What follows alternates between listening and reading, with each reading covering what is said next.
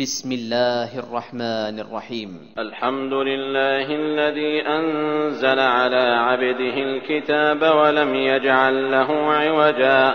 قيما لينذر بأسا شديدا من لدنه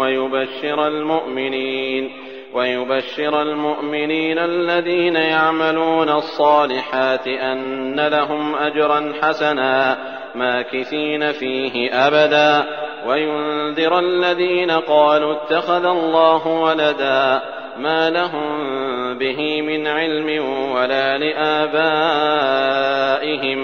كبرت كلمة تخرج من أفواههم إن يقولون إلا كذبا فلعلك باخع نفسك على آثارهم إن لم يؤمنوا بهذا الحديث أسفا إنا جعلنا ما على الأرض زينة لها لنبلوهم أيهم أحسن عملا وإنا لجاعلون ما عليها صعيدا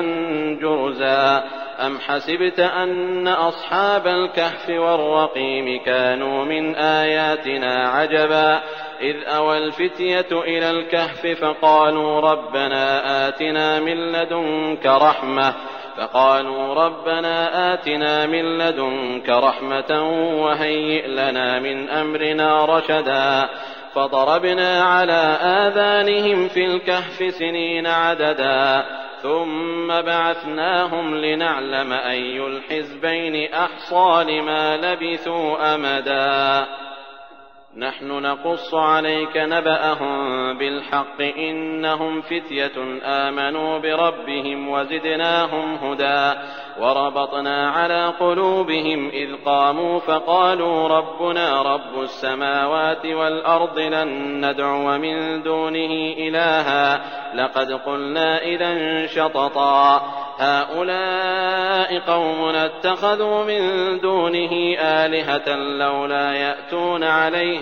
بسلطان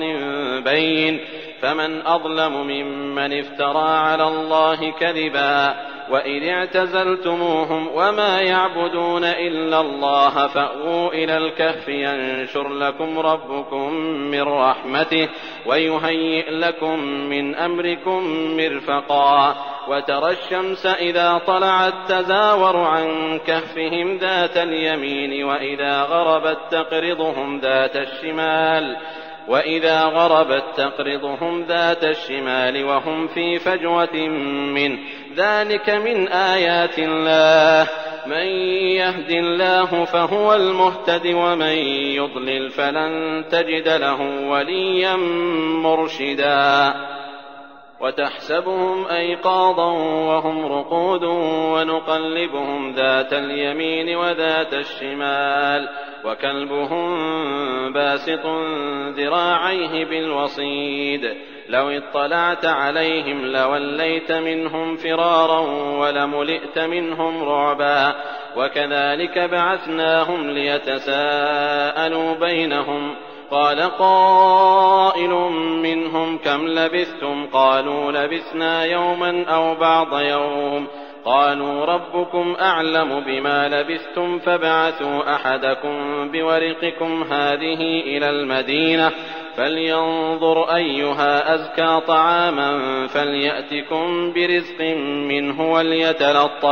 وليتلطف ولا يشعرن بكم أحدا إنهم إن يظهروا عليكم يرجموكم أو يعيدوكم في ملتهم ولن تفلحوا إذن أبدا وكذلك أعثرنا عليهم ليعلموا أن وعد الله حق وأن الساعة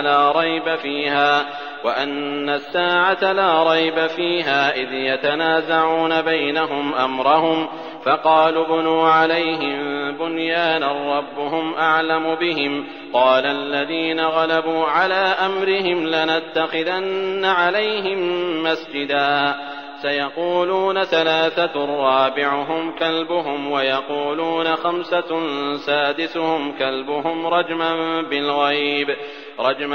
بالغيب ويقولون 7 وثامنهم كلبهم قل ربي أعلم بعدتهم ما يعلمهم إلا قليل فلا تمار فيهم إلا مراء ظاهرا ولا تستفت فيهم منهم أحدا ولا تقولن لشيء إني فاعل ذلك غدا إلا أن يشاء الله واذكر ربك إذا نسيت وقل عسى أن يهديني ربي لأقرب من هذا رشدا ولبثوا في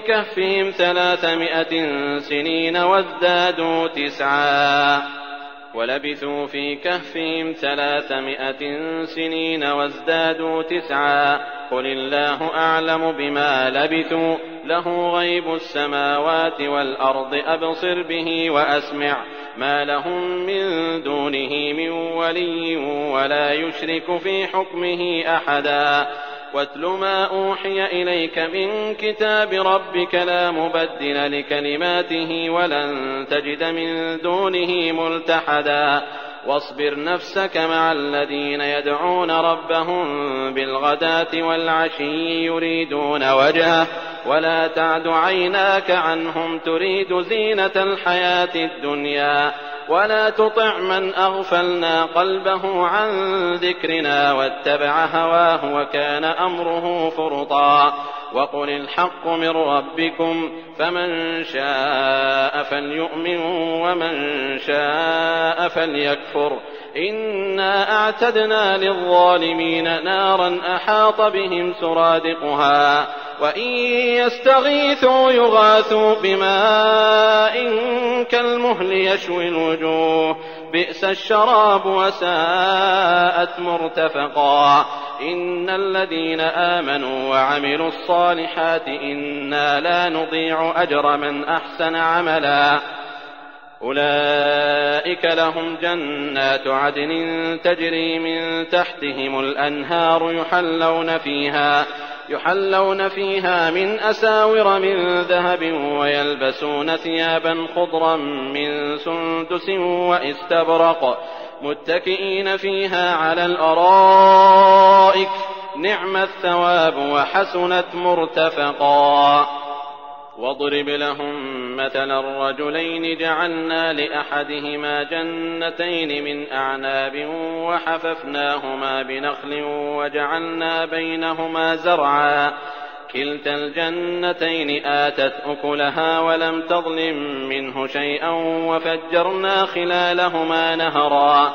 وكان له ثمر فقال لصاحبه وهو يحاوره أنا أكثر منك مالا وأعز نفرا ودخل جنته وهو ظالم لنفسه قال ما أظن أن تبيد هذه أبدا وما أظن الساعة قائمة ولئن رددت إلى ربي لأجدن خيرا منها منقلبا قال له صاحبه وهو يحاوره أكفرت بالذي خلقك من تراب ثم من نطفة ثم سواك رجلا لكن هو الله ربي ولا أشرك بربي أحدا ولولا إذ دخلت جنتك قلت ما شاء الله لا قوة إلا بالله إن ترني أنا أقل منك مالا وولدا فعسى ربي أن يؤتيني خيرا من جنتك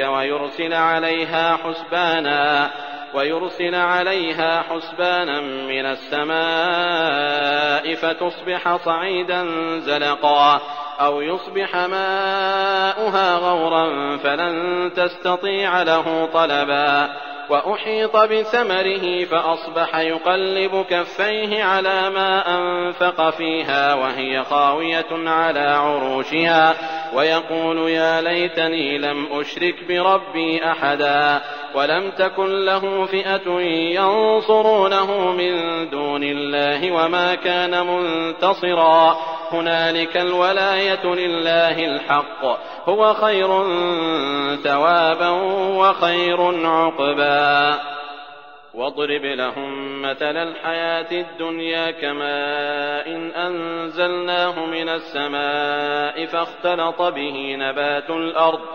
فاختلط به نبات الأرض فأصبح هشيما تذروه الرياح وكان الله على كل شيء مقتدرا. المال والبنون زينة الحياة الدنيا والباقيات الصالحات خير عند ربك ثوابا وخير أملا. ويوم نسير الجبال وترى الأرض بارزة وحشرناهم فلم نغادر منهم أحدا وعرضوا على ربك صفا لقد جئتمونا كما خلقناكم أول مرة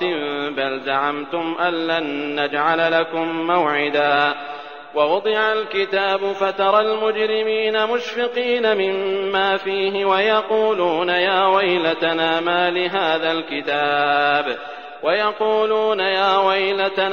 لهذا الكتاب لا يغادر صغيرة ولا كبيرة إلا أحصاها ووجدوا ما عملوا حاضرا ولا يظلم ربك أحدا. وإذ قلنا للملائكة اسجدوا لآدم فسجدوا إلا إبليس كان من الجن ففسق عن أمر ربه أفتتخذونه وذريته أولياء من دوني وهم لكم عدو بئس للظالمين بدلا. ما أشهدتم خلق السماوات والأرض ولا خلق أنفسهم وما كنت متخذ المضلين عضدا. ويوم يقول نادوا شركائي الذين زعمتم فدعوهم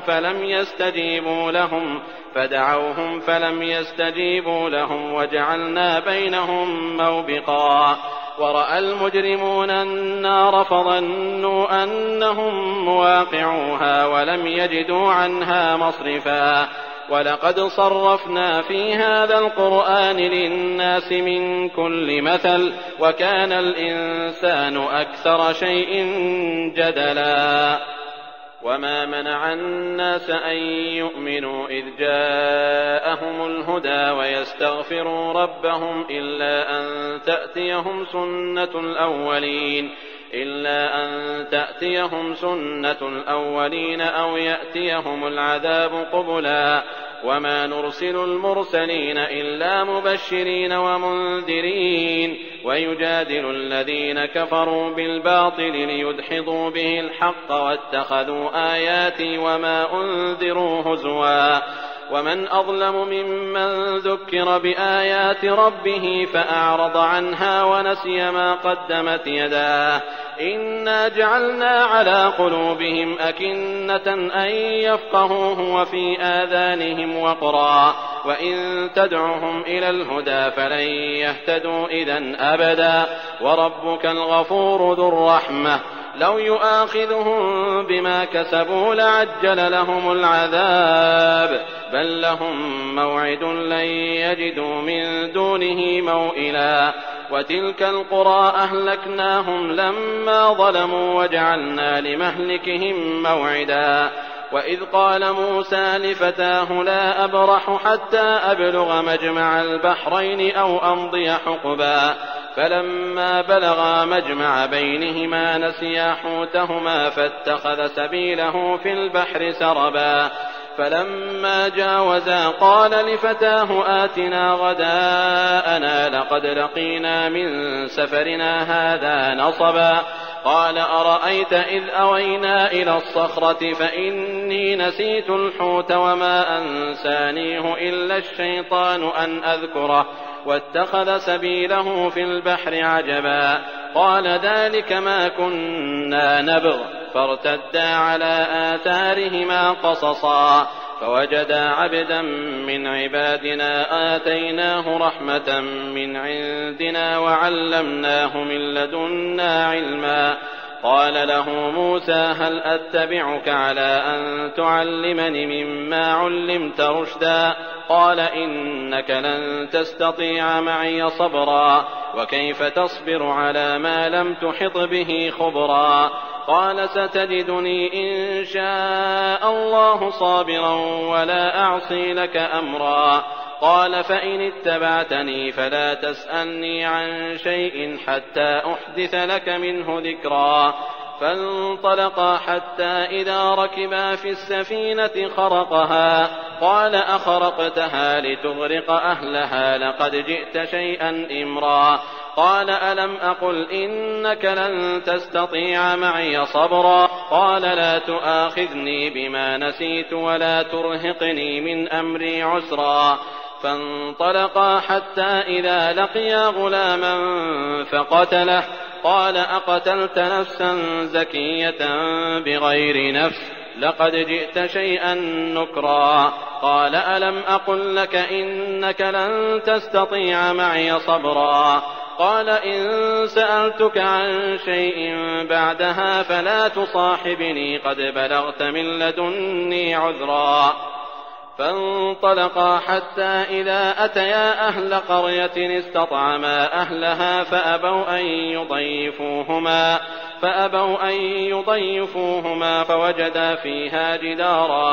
فوجدا فيها جدارا يريد أن ينقض فأقامه قال لو شئت لاتخذت عليه أجرا قال هذا فراق بيني وبينك سأنبئك بتأويل ما لم تستطع عليه صبرا أما السفينة فكانت لمساكين يعملون في البحر فأردت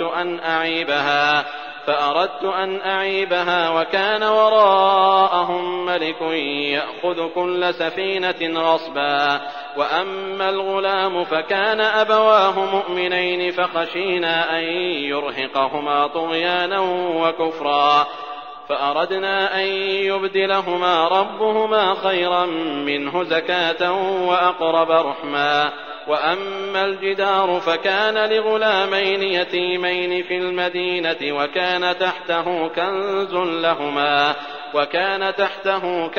لهما وكان أبوهما صالحا فأراد ربك أن يبلغا أشدهما ويستخرجا كنزهما رحمة من ربك وما فعلته عن أمري ذلك تأويل ما لم تسطع عليه صبرا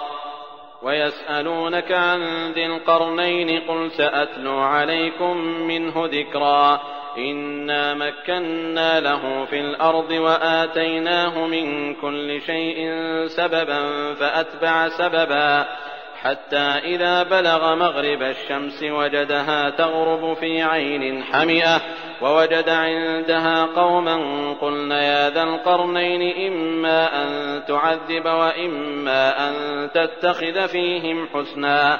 قال أما من ظلم فسوف نعذبه ثم يرد إلى ربه فيعذبه عذابا نكرا وأما من آمن وعمل صالحا فله جزاء الحسنى وسنقول له من أمرنا يسرا ثم أتبع سببا حتى إذا بلغ مطلع الشمس وجدها تطلع على قوم لم نجعل لهم من دونها سترا كذلك وقد أحطنا بما لديه خبرا ثم أتبع سببا حتى إذا بلغ بين السدين وجد من دونهما قوما لا يكادون يفقهون قولا قالوا يا ذا القرنين إن يأجوج ومأجوج مفسدون في الأرض فهل نجعل لك خرجا على أن تجعل بيننا وبينهم سدا قال ما مكني فيه ربي خير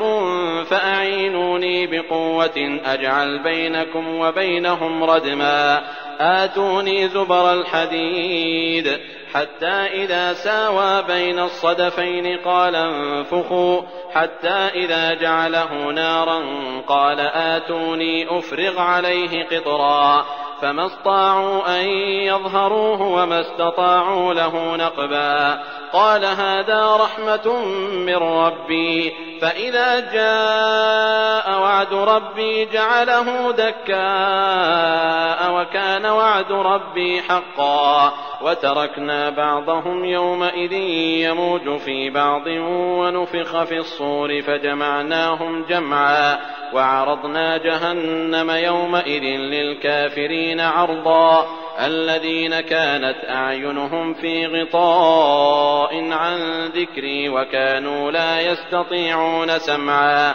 أفحسب الذين كفروا أن يتخذوا عبادي من دوني أولياء إنا أعتدنا جهنم للكافرين نزلا قل هل ننبئكم بالأخسرين أعمالا الذين ضل سعيهم في الحياة الدنيا وهم يحسبون أنهم يحسنون صنعا أولئك الذين كفروا بآيات ربهم ولقائه فحبطت أعمالهم فلا نقيم لهم يوم القيامة وزنا ذلك جزاؤهم جهنم بما كفروا واتخذوا آياتي ورسلي هزوا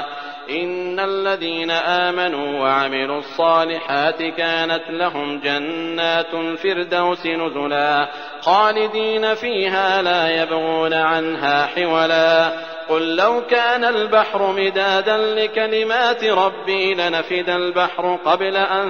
تنفد كلمات ربي ولو جئنا بمثله مددا قل إنما أنا بشر مثلكم يوحى إلي أنما إلهكم إله واحد فمن كان يرجو لقاء ربه فليعمل عملا صالحا ولا يشرك بعبادة ربه أحدا.